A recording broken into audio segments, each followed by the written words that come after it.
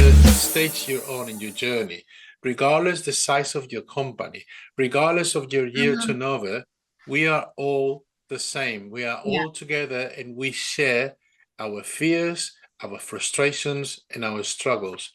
And all of a sudden, you realize that you are not alone, that Mm-hmm. all these people that may look so successful in the outside, they are facing the same challenges as you are, the same struggles, the same fears. Hello, and welcome to another incredible episode of The Power Shift. And you can see I'm in a somewhat different room. Um, it's our new podcasting studio. Okay, not ours specifically, but as you may have seen me on LinkedIn, I've moved to a co-working space in Portland Place. It's in the Harley Street district. It's a health tech community. It's called Hale House, and it's got a podcasting studio. So really excited to be here, and start filming here as well. And today I've got a really special guest, and we're going to be talking about a topic that's very close to everyone's hearts, which is really about what are the key blockers that stop doctors from developing impactful careers. So I've been in this space of alternative careers, industry careers for doctors for 11 years now, and I've done a lot of work with my team to really open up the opportunities for doctors that are available. And don't get me wrong, there are several doctors who have transformed their lives and started really incredible businesses or got into leadership roles and industry careers, and I've seen their journeys. But actually the vast majority, I'd say at least like 90% at least, are stuck. They know they want to do something differently, but they just can't move for several complex reasons. And a lot of the work that I do in the Doctors in Industry program, which helps doctors to move to industry faster, is not like the actual how. That's the easy bit. It's the mindset challenges that are, and the beliefs that hold doctors back. So we hear people talk about imposter syndrome all the time. And so anyway, in my journey of trying to understand myself better so I can grow and help more people, I myself joined a coaching program and met this incredible person here who is working in a very similar space in the work that he does. So I'm really excited to introduce to you Dr. Arturo Almeida, who is a surgeon and a serial entrepreneur. And he also helps doctors who are also building businesses, primarily in the aesthetic space and some other spaces, but again, seeing those same challenges. So I was like, well, why don't we talk about this and flesh this out on the table? I'm really trying to understand why and how doctors can unblock themselves. So if you are someone that recognizes, not every doctor recognizes this. In fact, most doctors don't. I've been there for years. If you know or suspect that you have a mindset blocker that is stopping you from moving forward in your career, then you cannot miss this episode. So welcome. I'm so glad we could finally do this. Thank you. Thank you very much for having me. It's a real honor being here with you and obviously with all your audience. Yes. Yeah. So I mean, let's jump in because I mean we both joined a program as doctors. It's not as non-doctor program, Mm-hmm. because we were looking for something bigger and better and wanting to grow ourselves. And both you and I, we know that qualifications only get you so far in growth. No, Am I right? certainly not. Yeah, I'd absolutely. love, You're right. yeah. So I'd love to hear more about like how you came to go to, as a doctor, again, how you came to get into this coaching program. What were you looking for that wasn't being met in your day to day? And Mm-hmm. who have you helped so far, like leveraging what you know as a doctor?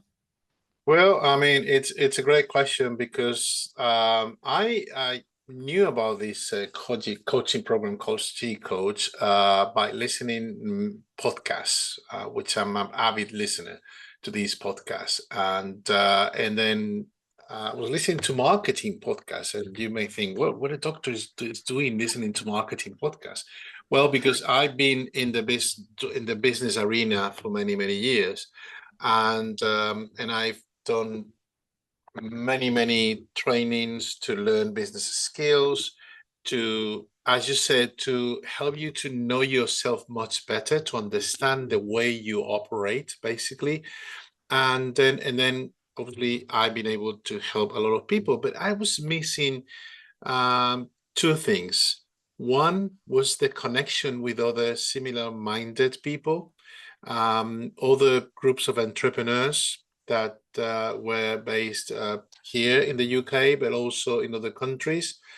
And the other piece I was missing is, okay, I get to this point, I became, what many people may consider successful, but I'm still missing those little pieces that help me to think differently, to evolve, and to grow. And by doing so, helping my clients to grow as well, which, as you said minutes ago, my clients are mainly also, same as you, medical professionals. So, but I didn't have that intention at the beginning. I just downloaded the free materials and something, and I was contacted by them, and I was impressed with all they had. So when I joined 2 years ago, for me it was just a one-off thing, just for 1 year, just to get the knowledge, to learn, to maybe meet people. And when I began, I realized that, well, hang on a minute, there's a lot of people that have been here for 2, 5, 10 years. What's the point? Because I didn't get it at the beginning. I said, well, I mean, 1 year, that's it. I mean, I don't think I want to need more than that. But once you get started and you meet that amazing group of people from many, many different industries, in fact, and probably the same as for you, we are only 2 doctors in the room, and then the others are from many different industries, a lot of coaches. And then you learn their stories, and then you listen to them in this safe environment, which, regardless the stage you're on in your journey, regardless the size of your company, regardless of your year turnover, we are all the same. We are all together, and we share our fears, our frustrations, and our struggles. And all of a sudden, you realize that you are not alone. That all these people that may look so successful in the outside, they are facing the same challenges as you are, the same struggles, the same fears. You mentioned imposter syndrome. That's one of them. Still with these, successful people. Yeah. And then it makes you feel that, okay, I'm not the only weirdo here. There are other people that are suffering the same, and they just literally, this group became part of my journey. And once I got started, I completely understood why there were so many people staying longer. And the tools are amazing. The program is really well structured. But in my experience, the connection, the network is priceless. So this has been so far my experience with this coaching program, which just hasn't been the first one I've been on. So I'm really glad you mentioned so many elements of that I would love to dig into. I think the acronym FFS in some ways is like, for fuck's sake, but the fears, Exactly. frustrations. Exactly. For fuck's sake, the fears, frustrations, and the struggles. That's a good one. which is great. I'm taking that. I've made that live on podcast. That you get to actually connect with people at various stages in their journey who don't give a shit about the hierarchy at all, right? Because that is meaningless in this world. And I think we're going to talk about it a little bit more, comparing to being a doctor, where hierarchy is everything. It's how you're measured, it's how you're viewed. Professionally, it's just a complete opposite in many ways, a complete game changer. And as you said, like, why do people stay for as long as they stay? It's the connection. It's like having something deeper, something greater, something more meaningful that in medicine a lot of us have lost, in the way that, especially in 100%. like systems, because we all work in silos or in individuals, and we're pitted against each other, and like we've all got the competition and all of that stuff that then fragments our profession. And we're talking at a time when doctors are striking again, right, on we're not valued. So I think it's really interesting how you describe that, and I'd love to lead into our first point, which is, or question that we should really tackle, which is how does our medical training and culture shape the way we think about success, money, risk? And yeah, actually, I'll start with that question. Yeah. Well, okay, that's a tricky question because I think it doesn't have one answer. But basically, I think that particularly nowadays, medical training is all about technical skills and diagnosing images, tests, assessing, results coming from blood tests. And in my opinion and in my experience, and I've worked not just here in England, the US, and the NHS, but I've worked in other countries, Spain, the US. I think we doctors have been taking away the main reason why we became medical professionals in the first place, which is to help patients. And we have ended up doing a lot of admin stuff that makes us waste a lot of time. It's about the politics within a hospital. I always try to explain to my friends that hospitals are like a small, countries, if you like, or something, and there's a government there, and there's a fight for power. And you mentioned that before. I remember many years ago working in a hospital in Spain, and as a surgeon, and then I remember being there, and it wasn't about the patients anymore. There were two different factions within the surgical department that were just fighting against each other to the point that it was a patient that was looked after by surgeon A that belonged to team A. The surgeons from team B, they didn't care about the patient. And I thought, Yeah. this is ridiculous. I mean, Stop being about the patient, we've lost, exactly. So I think that medical training is now more into that. Sometimes, and I can see that in the registrars or residents, the first thing they look is not the patient.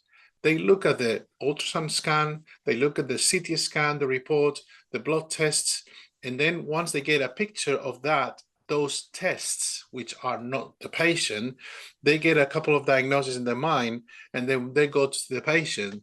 They have a preconceived idea about that, just think test and ultrasound scans and things like that, and not longer about the patient. So therefore, we're no longer listening to patients as we should. And I think this is something that has been lost in, particularly within the systems. And as I said, this is not exclusive to the NHS, but I've lived a similar situation in many other, health systems around the world. Yeah.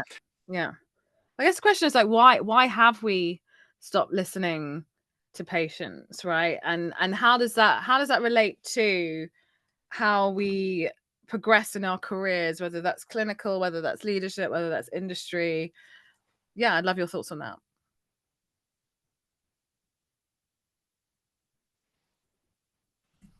I think you've gone mute.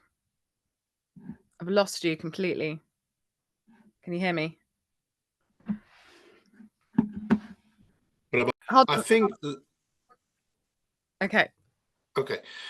In my opinion, listening is the number one communication skill that we should master.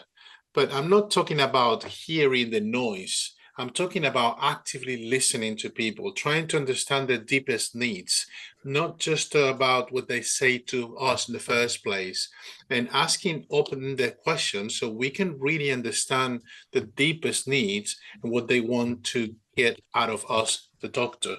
But this applies to anything. If you go into the business arena, that is critical. Even if you go into private practice because you leave the NHS, in the case of the UK, and you decided to start your own clinic, if you don't listen to your patient and understand what they really want from you, and it's not just a treatment or a particular prescription, you will not be probably successful running your own clinic. So I think that this is something that definitely needs to be implemented much more, and we should be taught this concept way more in medical school. And it's not just about scientific facts and then knowledge and then skills, yes, which are important, But there's a lot of doctors out there, particularly the generation that was hit by COVID, the one that became doctors pre-COVID, that they couldn't get into the hospital practice or just a real practice, and they jumped in straight into the private practice. They don't have the experience of dealing with people, listening to people, and understanding what they really want. So, in my opinion, that is a key thing that we should get back into our lives. Yeah. Active listening. And I really hear that. However, I would challenge you because I've spoken to, similar to like thousands, hundreds of thousands of doctors, in group and individually. And like we all go to medicine, like most of us go into medicine to help people, right? Yeah, People. absolutely. It's a people sector, right? You generally don't go into it if you're not interested in people. And even like the pathologists, I know you're still interested in people. You're not dealing with people. Radiologists as well, not the intensive ones, obviously. But but at the end of the day, like we are there to be carers, right? It's healthcare. But the reality is a lot of these systems, regardless private, public, we are not afforded enough time with our patients to listen, to actually really listen to them. I'm sure that, and as a result of money challenges, we become more transactional. We don't have time to listen. We've heard the same story time and time again, and we make assumptions. And I think that is one of the biggest challenges. And if you cannot control the system that you work in, I always say, like, there's a limit to what you can actually do. And I strongly believe this, and lots of people would disagree, but you cannot change the system that you're in unless you're working like from without the system, not within, so to speak, especially with large like healthcare systems like you get in any country. That is the biggest challenge. And then going back to how does our training and culture shape the way that we think about success, money, and risk? It's like success equals you've done your exams, you've now got a more senior title. Money, you don't talk about money. Risk, you don't really take significant risks unless it's written in like 100 different guidelines at the same time, and you've spoken to everyone, and even then there's still going to be a tiny bit of risk, but you just don't, and like for good reason. These are people's lives, right? Like for good reason. But the problem is when you take those same rules and move into industry, I'm talking about in a non-clinical capacity, not a clinical capacity, that's when you start hitting the challenges. So like moving on to like the mindset challenges that you see when you're working with some doctors, like what are the common things that you see? So you mentioned earlier imposter syndrome. Like what does that actually look like in practice? Well, I mean, in my experience, when I've been working with other medical professionals, the imposter syndrome is that they don't value themselves first. And they think they are not good enough to, particularly when it comes to putting a price for the services and treatments when they are working in the private health sector.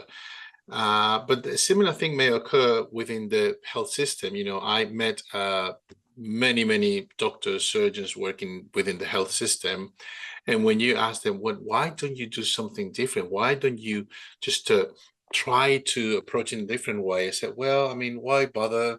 I mean, no one is going to be listening to me. I mean, who am I in this big hospital? And we think that because we are within the system, there's nothing that can be done. We feel like, okay, this is what it is. Either you take it or leave it. I agree with you partially in the thing that you cannot change systems.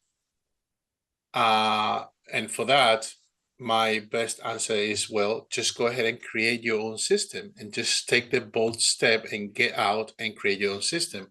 But not everyone is ready for that, and not everyone is willing to do so. But I do believe that within the system, you still can make a difference and just do things in a different approach. If you take that fear away from you, saying, well, I can't do this because, the head of service is going to say something to me. I mean, so what? I mean, nothing is going to happen. So be bold and just do something. and just be aware of your own worth, if that makes sense. Hmm. And then many times we don't value the time, the energy, the effort, the money that we have invested to become a senior doctor or a consultant. And particularly true when you go and decide to open your small private clinic or your clinic, and you feel like, well, can I charge £100 for these? Can I charge 150? No, because across the street there's another guy that charged 75, so I go 70. No. And this is something that I always say to my clients. If you don't value yourself first, don't expect others will value. No, it's not going to happen. Your clients, your patients, or your colleagues won't value you if you don't value yourself first, which goes back to working in your mindset and just to realize, say, hang on a minute, I'm here because I spent X number of years becoming a doctor, going through medical school, being a specialist, and then having all these years in the hospital and just getting my skills to this level. No, I mean, I'm not anyone. If you go and I get, someone to come over to my house to repair my dishwasher, he's going to charge me a minimum of 250 just to start with. And I said, okay, that's it. But then when it comes to you and charging for your consultation, it's like, well, I'm going to give it that for free. No, you're giving your free time for nothing. I mean, your Absolutely. time for nothing? No, I don't believe. So Absolutely. that's the imposter syndrome. It's like, no, because this is a vocation. I really became a doctor because I want to help people. So how come I'm going to charge people? Well, because this is a business. I mean, this is not a charity. If you want to do charity work, that's great. And I mean, and I do charity work, but that's a different thing. But even in charity work, you need to value what you're doing for others, which Hmm. doesn't mean making more money. No, there are other ways to compensate your energy and your Absolutely. expertise. Yeah. No, absolutely. So I love that. So it's like the points you raise is like doctors don't value themselves first, and I feel that again goes back to the culture of healthcare in general. Yeah. Oh, yeah. Which like from memory, I mean, I formally left the NHS in 2017, for example, and there was a very strong culture of patients first, which again, for great reasons, great reasons, but I also think it then displaced the the individual, the healthcarer, being a priority as part of that. It's not as simple as patients first, unfortunately, because a lot of those kind of environments attract people who genuinely want to care for people at their own sacrifice, at cost to themselves. And those environments tend to run on altruism, especially because money isn't a thing or talked about. And so especially if you're a doctor who's developing your career in industry, you're taking that legacy with you basically. And I remember when I first started my business, I was exactly that. I was like, I think everything should be free. I remember, I think everything should be Yeah. free. And it's like, actually, businesses aren't built on free. Someone's paying it for it somewhere, right? And so a lot of the time I've spent in my business is unlearning all of those things that have stopped the business from growing. You Yeah. talked about Absolutely. time again, like, we're not trained to value our time because there is no value put to our time. We don't know what that is most of the time. We get a paycheck Mhm.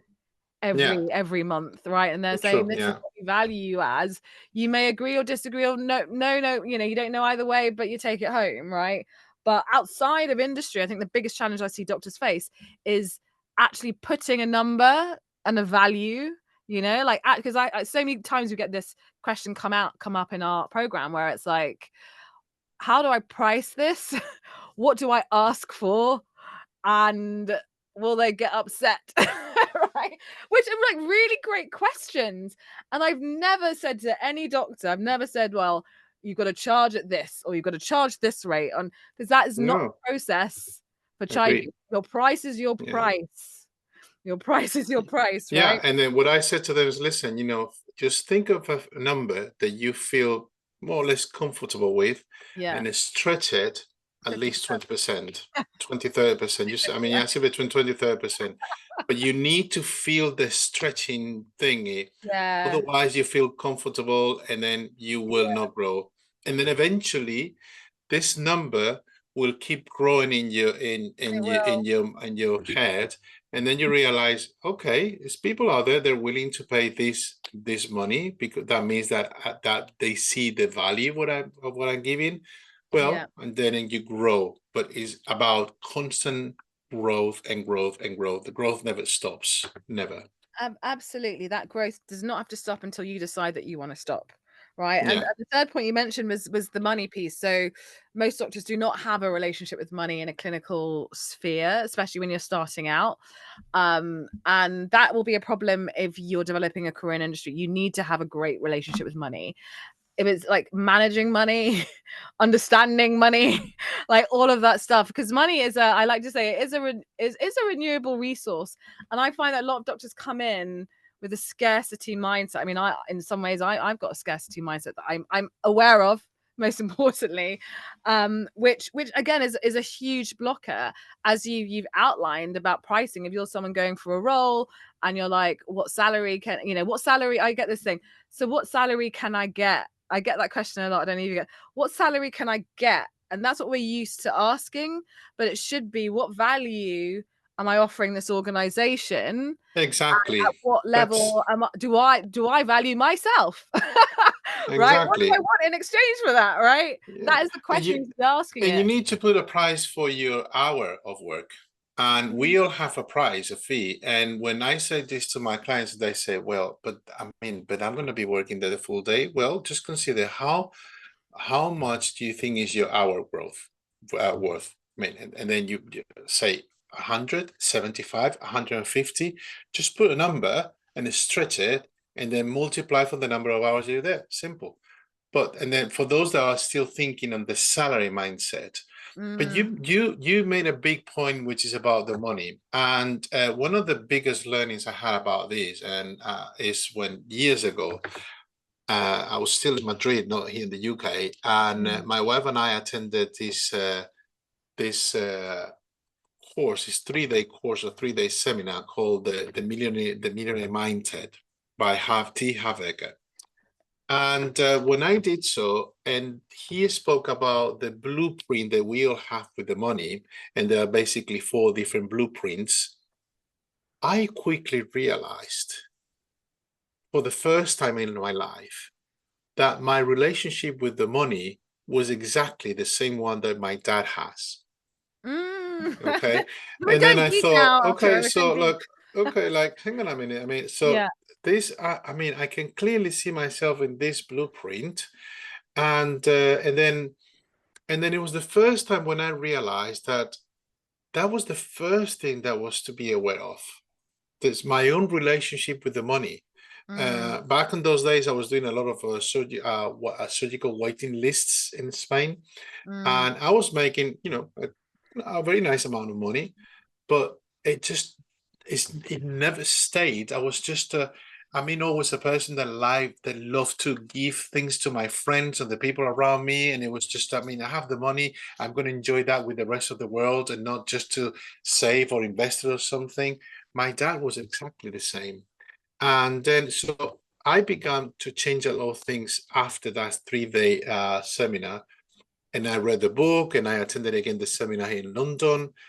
So that's one thing, is understanding what is the relationship you have your money first, your own relationship. And the second thing is like a bit more technical, but absolutely necessary when you're running a clinic or business, or you are self-employed, which is, you need to know your numbers.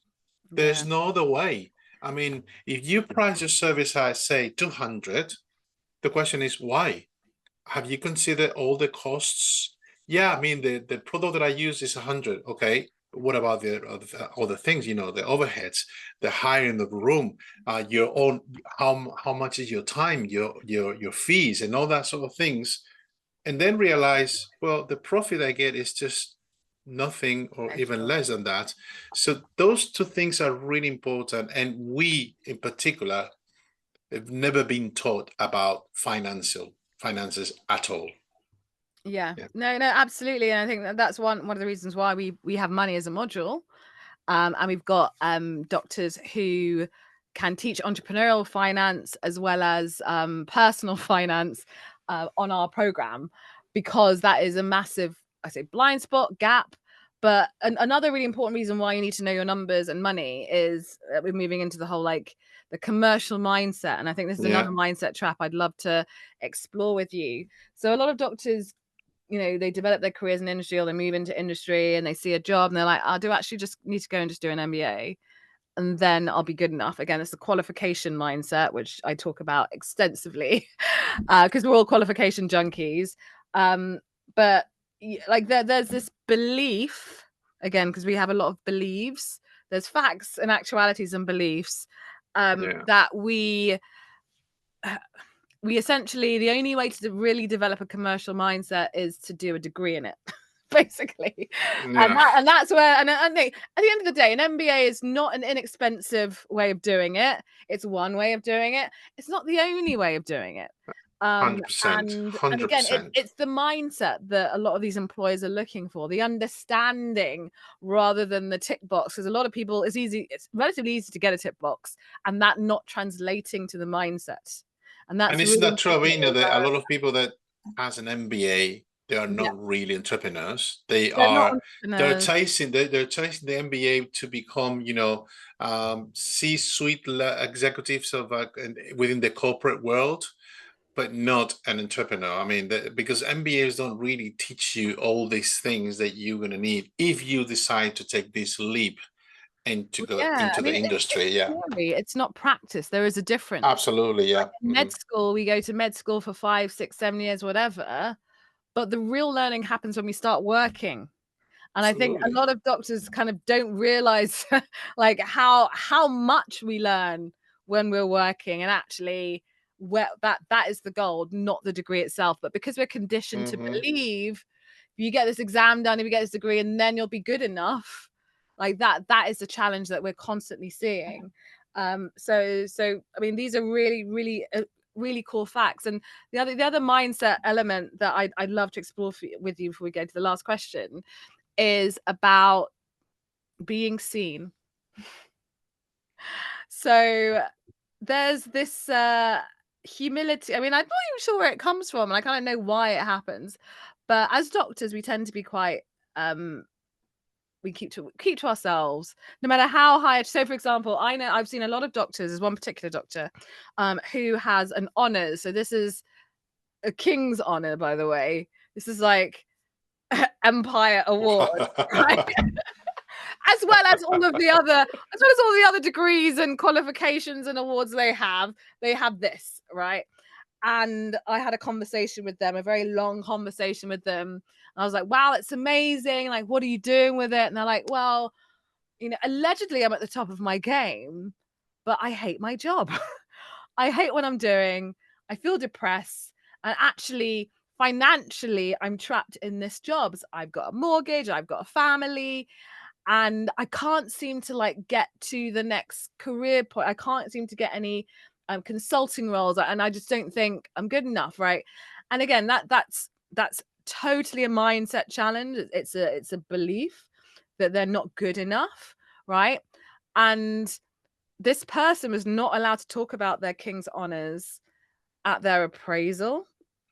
So this is something they do, you know, like the annual appraisal you have as a doctor in your hospital, didn't get to talk about it as a thing, right?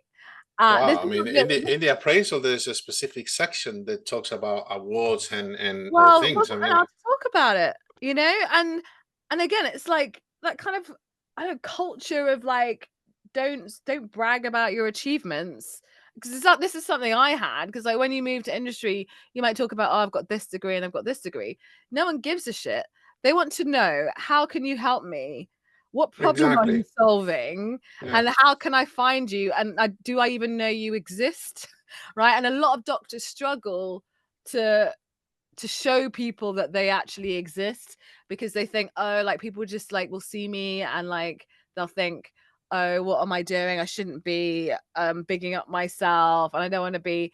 But at the end of the day, like the more visible you are, the more people you can help.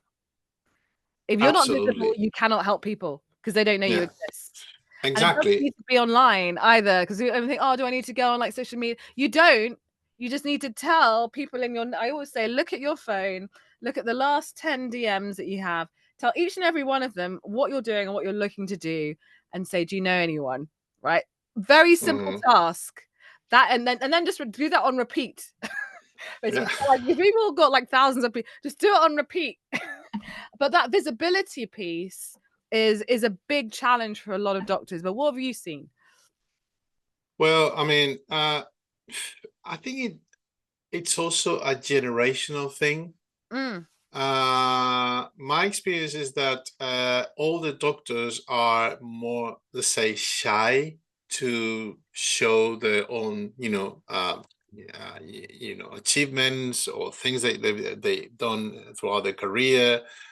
Perhaps because we come from a generation that we were told. My mom used to say to me, I mean, don't even brag about who you are, where you live, blah, blah, blah, because that is not right. And I believed so because it was my mom telling me that until I realized that it was just a story, it's a belief. No, that wasn't true. And still today, I think one day when she's visit my website and in my website talk about all the things, and I'm a award-winning surgeon, global public speaker and so on.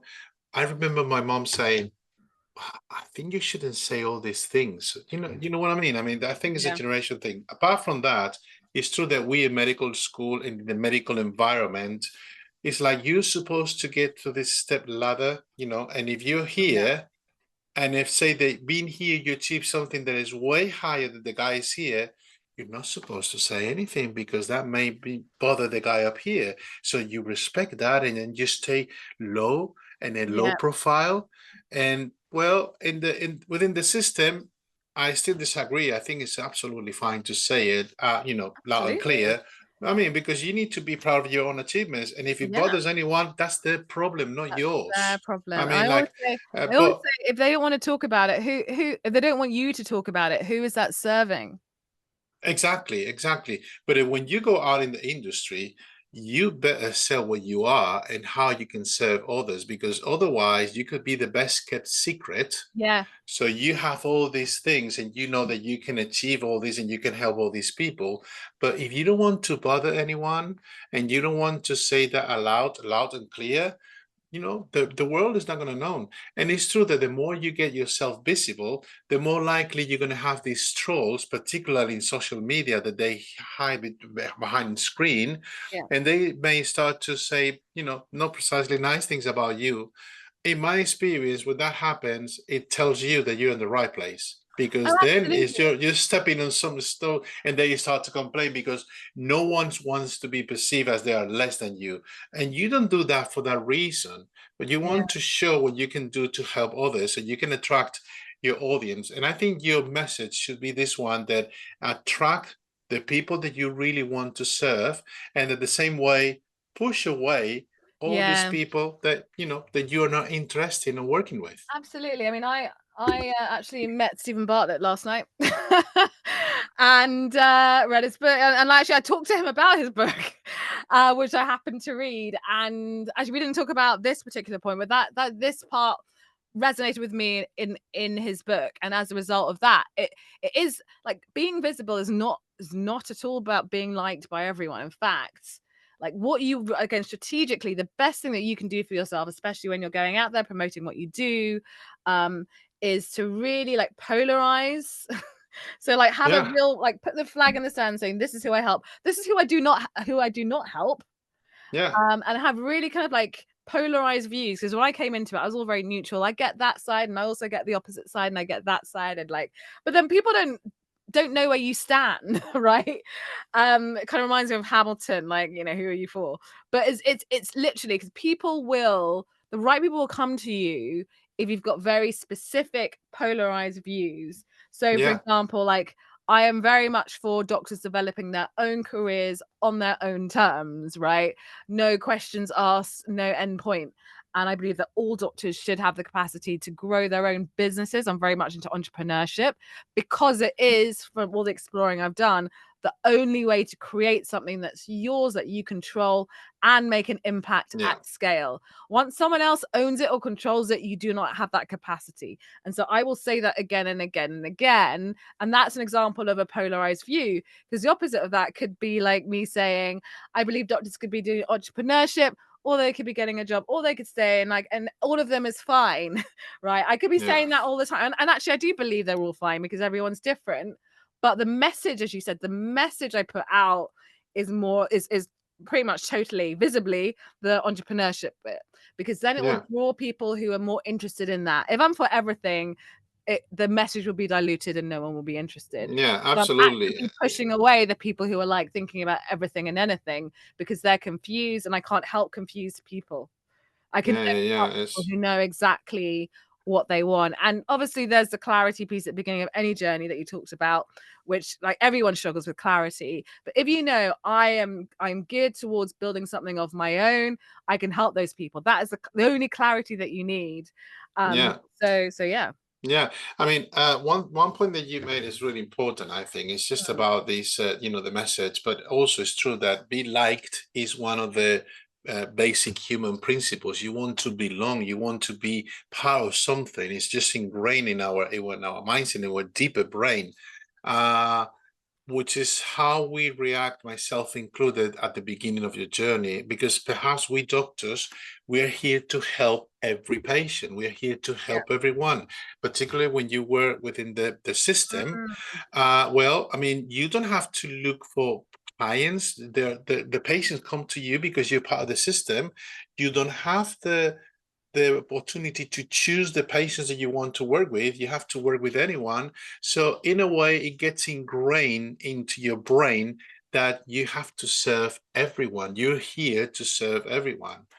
But when you go on, because I was going to say no, but when you jump into the industry is when you have for the first time in your professional career, you can choose who you want to work with. And if there's a patient that you don't resonate with, you have the freedom to say, listen, I'm not your doctor.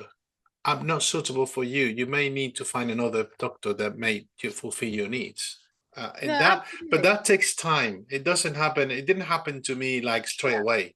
No. Yeah. Because I mean, a lot of doctors say, like, because we say focus on a niche, and the biggest pushback we get is like, oh, that's not going to be enough, because like I can't help all the people that I want to help, and it's not going to give me enough work. And it's like, the more I've niched down, the more work there is. You realize how much more work there is. But I also like wanted to step back, because you talked about like how we don't have much choice as doctors, but we do, because we do choose our specialties, right? As in, we do choose the specialties. Patients that we want to work with, and then it always gets to a point where it's like, I cannot help you. I'm going to send you to someone else that I can help. So, but I wanted to draw that parallel, because it is something that we do as doctors. So I'd love to, like, for anyone's listening, that you can do the same thing in industry, because it works. It helps protect your time and your energy, and gets you focused on the people that you genuinely have the expertise to work with, right? And there are billions of people in this world. You cannot help billions of people. Exactly.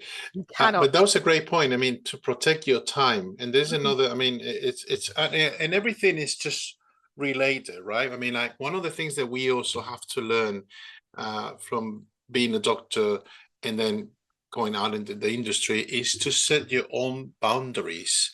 I mean, because we're doctors, people think that they can reach out at any time, any day, whether it's holidays, Christmas, it's at the 10 in the morning or 7 in the morning or 11 in the evening, and we are obliged to reply to them straight away, because we're doctors. They have a health need. But one thing I've learned years ago is, let's face it. I mean, real urgencies, like real life threat urgencies, won't happen. I mean, in most cases. So don't let someone else's urgency to become your own urgency. And you need to set up your own boundaries for time. Like, for instance, if for you it's a thing to have the weekends off because you want to be present with your family, your kids, or whatever, or with yourself and your friends, it's your choice. That's your time boundaries, but you need also to respect them. The number one person that needs to respect the boundaries is yourself. It's you. And again, it always comes back to you. And that's why we both advocate for clarity Yeah. and mindset at the beginning of the journey. And so, just mindful of time, the last question is what are the biggest, what mindset shifts have made the biggest difference? I think we've kind of covered it, but I'd love to hear your thoughts. Have made the biggest difference for doctors you've seen thrive in industry careers? That's a great question, and I can think of different things, but perhaps I've got a story, because I've got several of these stories. Okay. But I've got one. I mean, this is an example of the perfectionism mindset trap as well, which we haven't talked about. But I have a doctor on our program. Now they're on the program. But whilst speaking with them, they were interested. They wanted to build their own business, actually, like a lot of doctors we support.